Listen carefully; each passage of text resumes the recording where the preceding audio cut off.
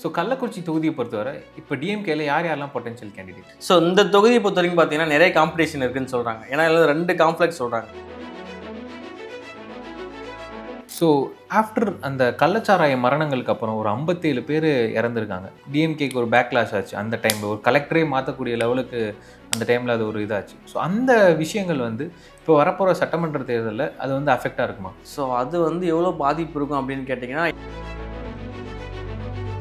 So Kallakurichi மாவட்டத்தோட மாவட்ட செயலாளர் வசந்தம் கார்த்திகேயன். ஸோ அவர் இந்த தொகுதி இந்த அளவுக்கு அவரோட இம்பாக்ட் இங்கே இருக்கும். ஸோ கண்டிப்பாக இருக்கும். ஏன்னா கள்ளக்குறிச்சி பொறுத்த வரைக்கும் பார்த்தீங்கன்னா 2 மாவட்ட செயலாளர் இருக்காங்க. மணி சங்கராபுரம் தொகுதியில் டிஎம்கேலேருந்து யாரெல்லாம் பொட்டன்ஷியல் கேண்டிடேட்ஸ்? இப்போ இருக்க சிட்டிங் எம்எல்ஏ பார்த்தீங்கன்னா உதயசூரியன். ஸோ அவருக்கு தான் மீண்டும் வாய்ப்பு அப்படின்னு சொல்கிறாங்க. பட் கட்சியினரிடையே நிறைய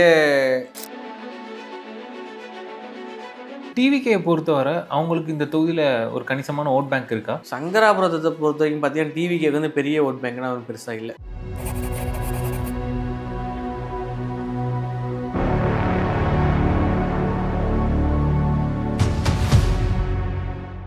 ஸோ கள்ளக்குறிச்சி தொகுதியை பொறுத்தவரை இப்போ டிஎம்கேல யாரெல்லாம் பொட்டன்ஷியல் கேண்டிடேட்ஸ்? ஸோ இந்த தொகுதியை பொறுத்த வரைக்கும் பார்த்தீங்கன்னா நிறைய காம்படிஷன் இருக்குன்னு சொல்கிறாங்க. ஏன்னா இதில் 2 காம்ப்ளெக்ஸ் சொல்கிறாங்க.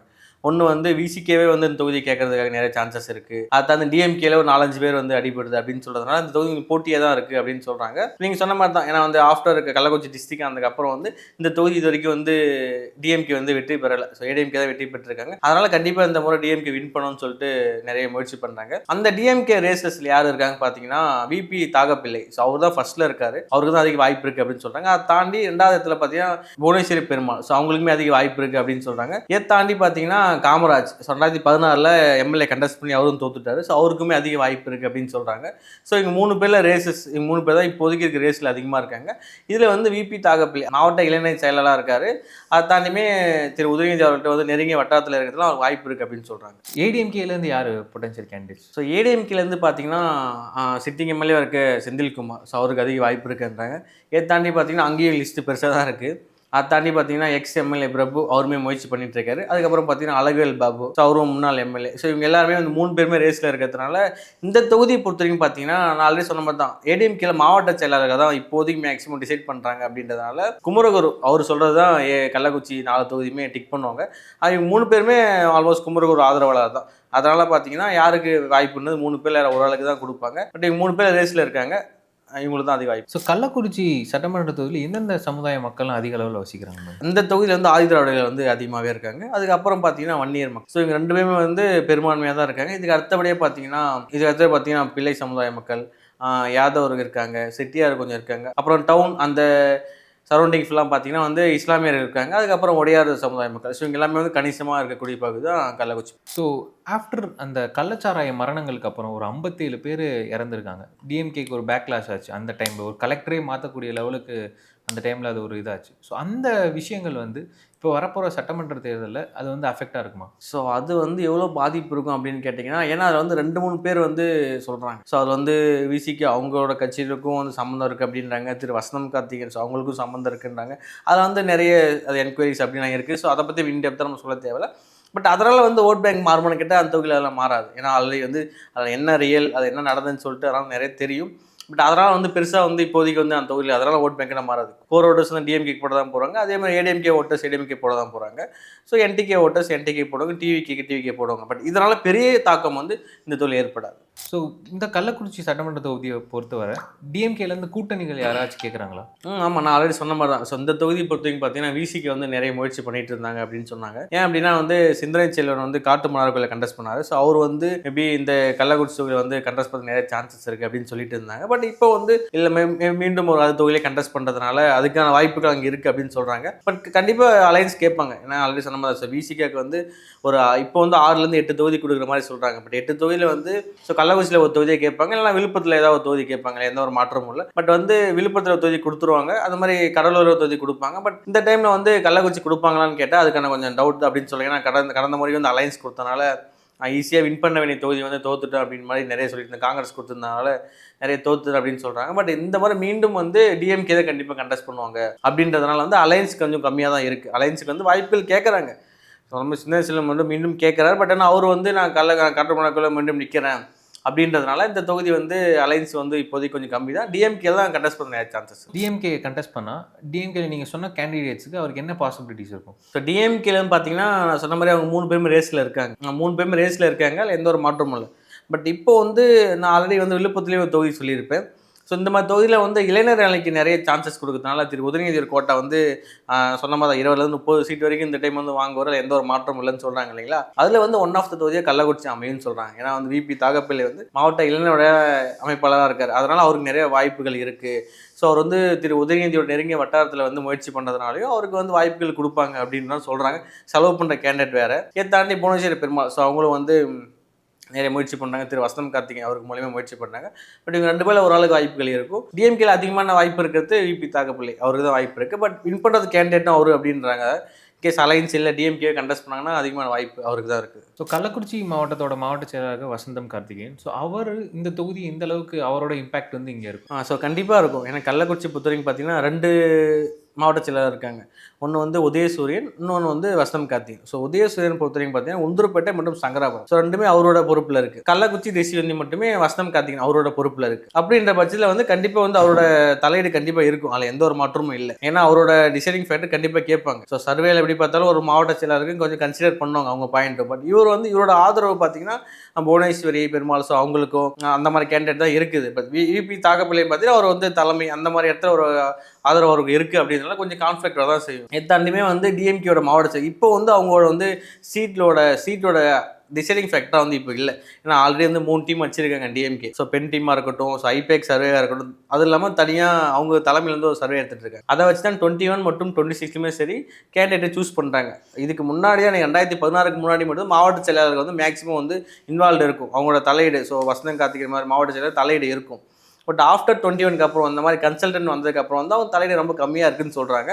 அதனால் வந்து தலைமை யாரை முடிவு பண்ணுறாங்களோ அவங்களுக்கு தான் வாய்ப்பு இருக்குமே தவிர திரு வசந்தம் கார்த்திகேயனோட தலையீடு வந்து ரொம்ப கம்மியாக தான் இருக்கும் தொகுதி. ஸோ ஃபைனலாக இப்போ கள்ளக்குறிச்சி தொகுதியை பொறுத்தவரை இப்போதைக்கு யாருக்கு அதிக வாய்ப்பு இருக்குது? இப்போ வரைக்கும் ஆஸ் ஆஃப் நோ டிஎம்கே நேரடியாக கண்டெஸ்ட் பண்ணாங்க அப்படின்னா டிஎம்கேக்கு தான் வந்து 55% சான்சஸும், ஏடிஎம்கே அலைன்ஸ் வந்து 45% சான்சஸ் இருக்குது. சிட்டிங் எம்எல்ஏ ஏடிஎம்கே இருந்தாலும் 14வது வின் பண்ணியிருக்காங்க. அது எந்த ஒரு மாற்றமும் இல்லை. பட் இருந்தாலும் இந்த முறை வந்து களம் வேறு மாதிரி இருக்குது.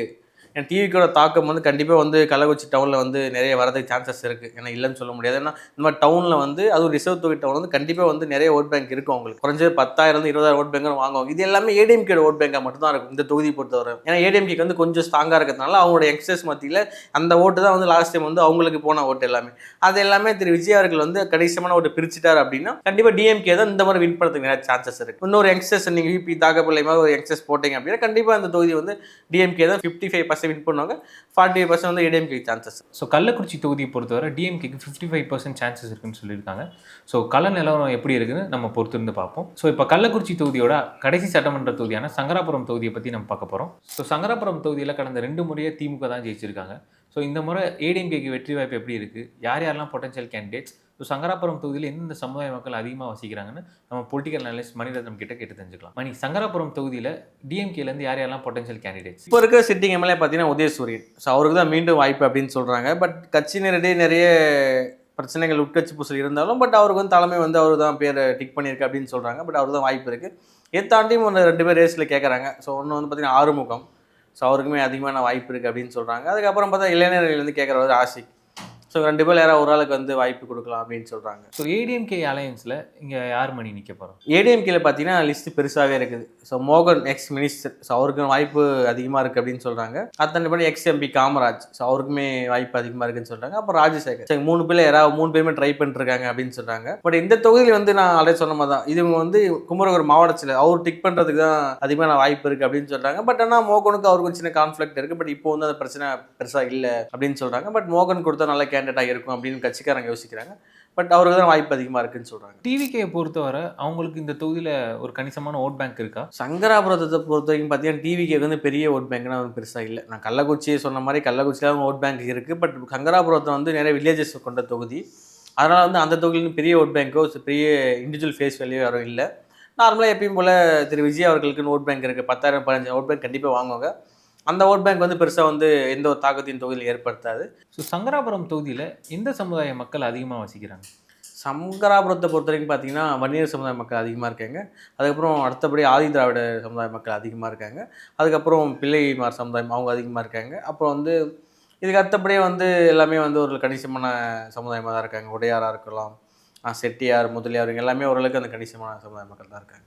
ஸோ டிஎம்கேல அவங்க இத்தனை முறை வின் பண்ணியிருக்காங்க அந்த தொகுதியில. ஸோ ஏடிஎம்கே அவங்க என்ன தவறு பண்ணியிருக்காங்க சூசிங் த கேண்டிடேட்? அவங்க பார்த்தீங்கன்னா நெறைய பிரச்சனை இருக்குது அந்த தொகுதியில. பட் ஆனா வந்து இந்த டைம் வந்து கரெக்டான கேண்டிடேட் சூஸ் பண்ணாங்க அப்படின்னா, இவ்வளோ முறை வின் பண்ண டிஎம்கே வந்து இந்த முறை தோக்கறதுக்கு வாய்ப்புகள் இருக்குது.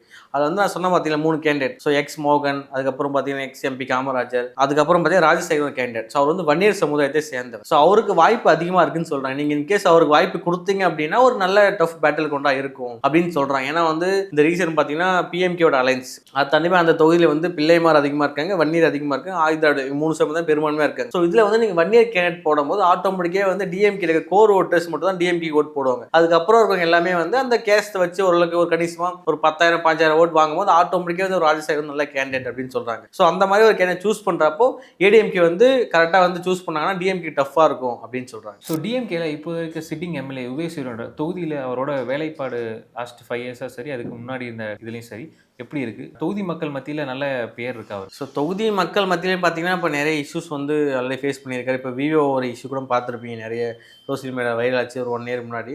ஒரு விவோ வந்து லாக் பண்ணிட்டாரு அப்படின்னு சொல்லிட்டு நிறைய இஷ்யூஸ்லாம் கேள்விப்பட்டிருப்போம். அந்த மாதிரி நிறைய கான்ஃப்ளிக்ட் இருக்குது. ப்ளஸ் கட்சிக்காரங்க மத்தியிலும் பெருசான நல்ல அணுகுமுறை இல்லைன்னு சொல்கிறாங்க. பட் அதை தாண்டி டிஎம்கே பார்த்தீங்கன்னா டிஎம்கே வந்து அந்த தொகை ஸ்ட்ராங்கான ரீசன்ஸ் பார்த்தீங்கன்னா வந்து அவரை தாண்டி கோர் ஓட்டர்ஸ் கொஞ்சம் இருக்காங்க. கல்வராலை மலைன்னு அந்த இடம் இருக்குது. கல்வராலை மலை வந்து மேக்ஸிமம் டிஎம்கே ஒரு கோர் ஓட்டர்ஸ். அங்கே எஸ்சியை தாண்டி ஃபுல்லாக எஸ்டி மக்கள் தான் அதிகமாக இருக்காங்க. அங்கே 50% வந்து கன்ஃபார்ம் டிஎம்கே ஓட்டர்ஸ். ஸோ சாலிடாக பார்த்தீங்கன்னா 50% மேலே டிஎம்கே ஓட்டர்ஸ் இருக்காங்க. அதை தாண்டி டிவிகேக்கு வந்து அந்த தொகுதி அந்த இடத்துல வந்து 30% மேலே ஓட் பேங்க் இருக்குது. நீ கேட்ட மாதிரி தான். ஸோ பர்டிகுலராக வந்து சங்கராபுரத்தில் வந்து எல்லா இடமும் இருக்கா இல்லையான்னு தெரியல. பட் ஆனால் அந்த தொகுதியில் வந்து 30% மேலே ஓட் பேங்க் இருக்குது கல்வராமலை சுற்றி. அதனால தான் நான் வந்து ஆல்ரெடி நான் சொன்னேன், ஸோ அவரை போட்டால் அந்த இடத்துல வந்து டஃப்பாக இருக்கும். இல்லை அப்படின்னா மீண்டும் உதயசூரியனுக்கு வந்து டஃப்பான கேண்டிடேட் இல்லாத பட்சத்தில் டிஎம்கே வந்து ஈஸி டு வின். அதில் எந்த ஒரு மாற்றமும் இல்லை. ஸோ ஃபைனலாக சங்கராபுரத்தில் யாருக்கு மணி அதிக வாய்ப்பு இருக்குது? ஸோ இப்போ நான் சொன்ன மாதிரி தான் சங்கராபுரம் பொறுத்த வரைக்கும் பார்த்தீங்கன்னா ஆஸ் ஆஃப் டிஎம்கே தான் வந்து ஃபேவராக இருக்காங்க. அதில் எந்த ஒரு மாற்றமும் இல்லை. பட் ஆனாலும் ப்ராப்பர் கேண்டிடேட் ராஜசேகர் மாதிரி ஒரு கேண்டிடேட் போட்டாங்க அப்படின்னா பட் அவங்க சூஸ் பண்ணுறது தான். பட் ஆனால் அந்த சர்வே எடுக்கிறப்போ அவர் போட்டால் டஃப்பாக இருக்கும் அப்படின்னு சொல்கிறாங்க. பட் அவர் வந்து ஏடிஎம்கே சூஸ் பண்ணணும். ஏன்னா அவருக்குமே நெக்ஸ்ட் அமைச்சர் மோகனுக்குமே நிறைய பிரச்சனைகள் இருக்குதுன்னு சொன்னாங்க. பட் ஆனால் அந்த பிரச்சனைகள் இல்லாத பட்சத்தில் ஒன்றா சேர்ந்து ஒர்க் பண்ணாங்க அப்படின்னா கண்டிப்பாக டிஎம்கே வந்து தோக்கிறதுக்கு நிறைய சான்சஸ் இருக்குதுன்னு சொல்கிறாங்க.